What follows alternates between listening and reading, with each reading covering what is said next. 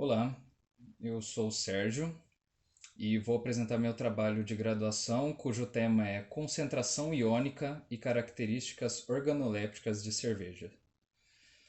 Meu orientador foi o professor Juliano Bragato. A cerveja é uma bebida elaborada a partir de água, malte de cevada, lúpulo e fermento, suas leveduras, e é obtido por meio de fermentação alcoólica. Para a cerveja brasileira, é permitido a presença de até 45% de cereais não maltados, mas em alguns países como a Alemanha, somente cevada é empregada para a obtenção do malte.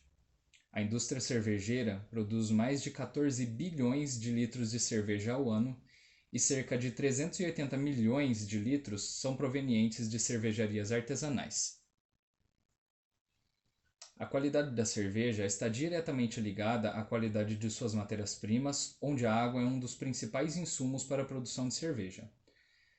Cervejeiros obtêm suas águas de fontes superficiais ou subterrâneas de forma potável, porém, essas águas são ricas em íons e podemos destacar cálcio, magnésio, sulfato, cloreto e sódio em sua composição. A qualidade e quantidade desses íons produzem cervejas com características próprias e, portanto, diferentes estilos de cervejas necessitam de diferentes composições de água. Sem dúvida, a cerveja é uma das bebidas mais complexas e o papel da água em sua fabricação deve ser entendido para adequar o produto final ao consumidor final. Este trabalho de graduação em processos químicos teve como proposta central avaliar a carga iônica de cervejas e a relação com as características organolépticas. Para isso, identificamos os íons de maior expressão presentes na cerveja, bem como apresentamos quais seus principais impactos no produto final. Quanto ao processo de fabricação da cerveja, ele atualmente ele é realizado sem qualquer contato manual em suas etapas a fim de evitar contaminações. Temos assim abraçagem, fermentação e maturação, filtração e envasamento. Na abraçagem, o malte e seus adjuntos previamente selecionados e moídos adequadamente são submetidos a um cozimento para que possa ser obtido uma mistura líquida açucarada, o mosto, que nutre micro-organismos responsáveis pelo processo de fermentação. Para que o amido presente nos cereais seja convertido em substâncias digeríveis pelas leveduras e as enzimas indesejadas sejam inativadas, é necessário um rigoroso controle de temperatura. Utilizando o elemento filtrante, o bagaço do malte e dos adjuntos é separado do mosto. Seguindo, a fervura da cerveja exerce um papel de esterilização e concentração do líquido, onde parte da água é evaporada. Nessa etapa, temos a adição do lúpulo, responsável pelo amargor, aroma e conservação da cerveja. Após o resfriamento do mosto, ocorre a fermentação, realizada por micro-organismos muito sensíveis à contaminação. É um dos processos mais delicados e qualquer tipo de interferência pode alterar as características do produto final. O foco desta etapa é fazer com que, por meio dos micro-organismos, os açúcares presentes no mosto sejam convertidos em etanol e dióxido de carbono como produtos principais e outros produtos secundários como ácidos e ésteres. Com a maturação, o fermento é separado do mosto, as substâncias químicas se associam e se estabilizam, resultando em uma acentuação dos sabores e aromas da cerveja. Após sua maturação, a cerveja é submetida a uma filtragem. O agente adsorvente tem como função remover partículas em suspensão, como leveduras remanescentes, e substância de cor indesejada para a cerveja, como proteínas e resinas do lúpulo. A filtração não tem função de alterar o sabor ou a composição da cerveja. A cerveja então recebe estabilizantes e antioxidantes, aumentando seu tempo de validade e, acabada, segue para tanques de armazenamento e posteriormente ao envase. O processo de envase se destaca por demandar muita atenção e cuidado quanto à higienização e sanitização dos recipientes onde a cerveja será depositada e oferecida ao consumidor final. A utilização de calor ou ácidos são práticas mais comuns no processo de esterilização. A importância da qualidade da água. Um cervejeiro deve pensar na água e suas fontes da mesma maneira em que pensa no lúpulo ou os cereais. Com isso, é evidente que o cervejeiro deve ter o sabor desejado como guia para a composição de sua água empregada no processo produtivo. Fontes diferentes possuem perfis químicos diferentes, favorecendo ou não a produção de certos tipos de cerveja. O primeiro requisito para que a água seja empregada na produção de cerveja é que ela seja potável. Porém, uma fonte de água pode ser adequada para beber, mas inadequada para a produção de cerveja. Por exemplo, caso a água tenha cloro, gases dissolvidos ou compostos orgânicos, estes podem afetar adversamente o sabor e sensações proporcionadas pela cerveja. A importância dos íons na água. Na cerveja, alguns íons possuem maior capacidade de serem percebidos, como o cloreto e o sulfato. Outros tendem a ser mais neutros, como o cálcio. O cálcio é responsável por proteger, estabilizar e promover a atividade enzimática no mosto durante a hidrólise do amido contido no malte, além de ser incrivelmente insípido. Ele ajuda na estabilidade da cerveja e em sua clarificação, já que aumenta a coagulação de proteínas durante a fervura do mosto. Ele também é o responsável por estimular o metabolismo de leveduras e promover uma melhor floculação no processo. Os níveis de cálcio na água precisam ser altos o suficiente para passar pela fervura e estarem presentes na fermentação, sendo recomendada uma faixa de 50 a 200 partes por milhão na água do mosto. Em excesso, pode ser prejudicial à fermentação, pois reduz fosfatos que servem de nutriente para as leveduras. Ou pode até mesmo conferir sabor salgado quando adicionado em excesso. Similar ao cálcio, mas de menor intensidade devido à sua maior solubilidade. Normalmente, as concentrações de magnésio são provenientes do próprio malte e já são suficientes, mas caso seja necessário, pode ser adicionado na forma de sal de Epsom, o que contribui para a carga de sulfato. É ele também um importante nutriente para as leveduras e essencial para o funcionamento de algumas de suas enzimas. Níveis muito acima de 30 mg por litro podem conferir um sabor amargo indesejado à cerveja. O sulfato tem a capacidade de acentuar o aroma do lúpulo, favorecendo um paladar mais seco e menos amargo. Sua concentração a níveis ótimos para cervejas não amargas é de 10 a 50 ppm. Para cervejas pouco amargas, é de 50 a 150 ppm.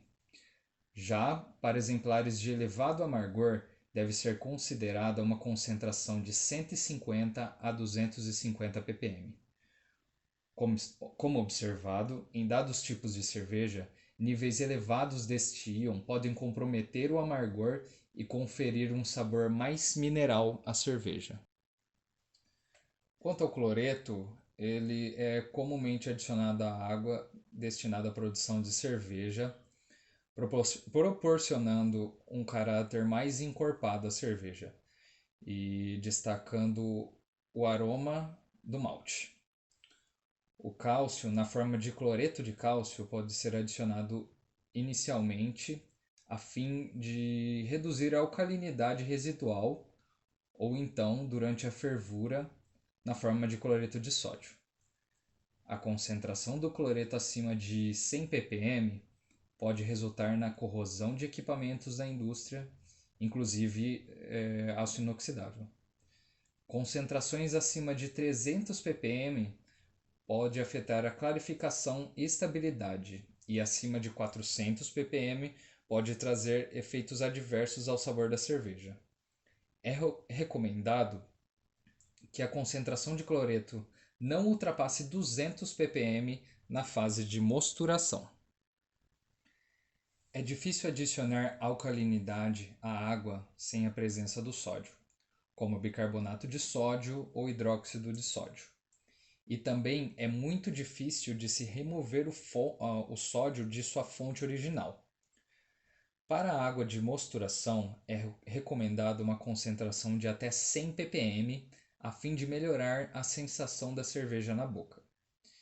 Em concentrações acima de 150 ppm, pode ser notada características salgadas, pois o sódio se associa aos cloretos.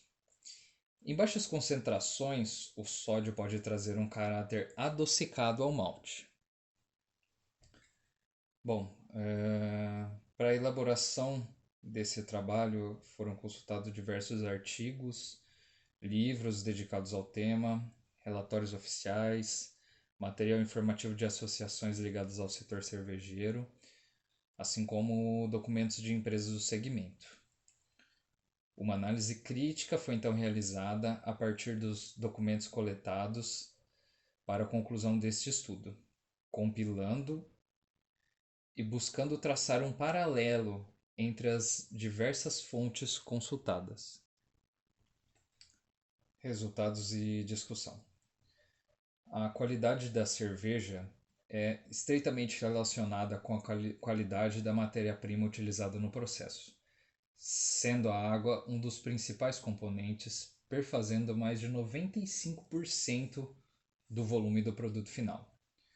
Diferentes tipos de cervejas demandam diferentes tipos de águas, e cada um dos íons presentes na água são capazes de afetar a eficiência da abraçagem, o sabor do malte obtido, o amargor do lúpulo, ressaltar características, promover processos ou até mesmo comprometer equipamentos e arruinar o produto final. Assim, o cálcio, apesar de seu gosto ser imperceptível na cerveja, é fator determinante para uma bebida de bom paladar. Em excesso pode comprometer a atividade das leveduras, mas em quantidades adequadas promove a enzima amilase, a coagulação proteica durante a fervura e sua floculação, colaborando com a clarificação da cerveja. O magnésio, apesar de concentrações bem mais baixas do que se comparado ao cálcio, tem função nutritiva às leveduras, sendo essencial para algumas de suas enzimas. Sua presença em excesso tende a gerar amargor indesejado ao produto final. Com valor ótimo entre 10 a 150 ppm, cloretos acentuam o sabor do malte e conferem paladar encorpado e redondo à cerveja.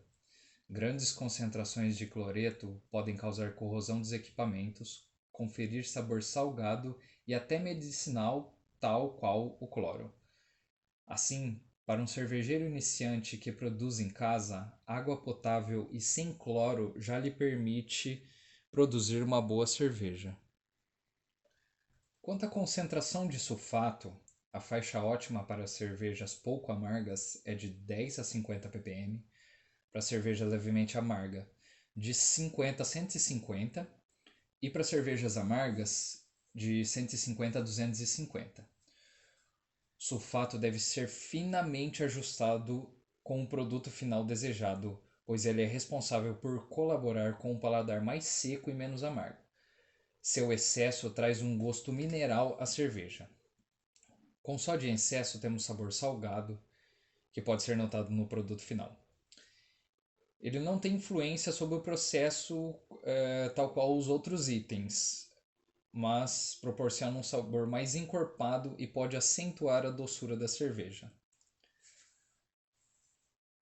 Padrões específicos e controle de íons podem ser obtidos em grandes cervejarias, onde o emprego da tecnologia é capaz de ajustar esses parâmetros de acordo com o tipo de cerveja produzida. Métodos analíticos modernos, eficazes e rápidos no controle de qualidade tornam possível a identificação e ajuste, se necessário, em cada etapa da fabricação da cerveja, promovendo um maior rendimento e principalmente a qualidade, fator determinante em um mercado tão competitivo e lucrativo. Embora diversos conceitos artesanais ainda façam parte dos mais renomados cursos de mestres cervejeiros, o monitoramento e entendimento da carga iônica ainda não é bem compreendido, devido ao fato de ser analisado através de equipamentos de alta tecnologia. Bom, sobre as considerações finais, a ideia inicial desse projeto era avaliar a concentração dos íons em laboratório de duas marcas diferentes. Provavelmente seria uma cerveja tradicional e uma artesanal, e comparar os resultados com as características organolépticas de cada uma delas. Por conta da pandemia de Covid-19, que assolou o Brasil e o mundo no início de 2020, o isolamento social foi instaurado e não foi possível realizar análises de laboratório. Dessa forma, o presente trabalho busca na literatura a relação que existe entre alguns íons presentes nas cervejas com a qualidade avaliada pelos degustadores da bebida. Aqui seguem as minhas referências bibliográficas, todas constam na minha publicação. E queria agradecer a todos, principalmente ao professor Juliano. Muito obrigado.